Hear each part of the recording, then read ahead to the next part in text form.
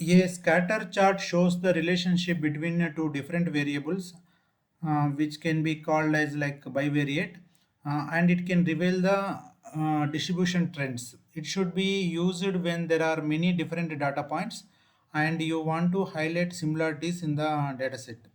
This is useful when looking for outliers and for understanding the distribution of your data.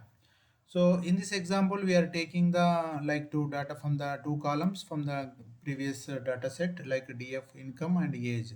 So in the X label, we are keeping the income and Y label, we are using the age. So the what it is showing here, like whoever having this what do you call income, right, or based on the age, like somebody is having 400 as a income and their age is more, like it is showing that as the age is growing that their income is also growing, but in between somewhere like this guy, like even though yeah this age is more and his salary is less, here it is the optimal level, his age and salary both are high. So this is how we need to analyze where it is really standing. If you go to another example the similar way, like income and sales. So income and sales, we are taking the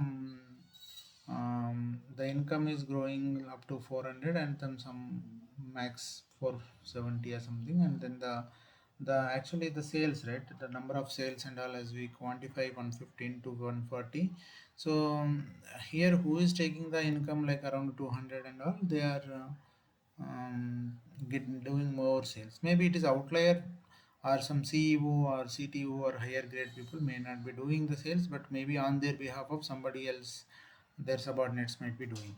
Okay, this is one way of telling the story. And then we have sales and age. Okay, so when we see the sales as per the age, if you see the sales bottom, we have sales some 42, and then the whoever taking the minimum salary, they are doing more sales, like the number of sales are like this and age has put like this, no. So who is having to 27.5 below that, that guy or the person is involved in more number of sales. So this is the one way of analysis using the scatter plots.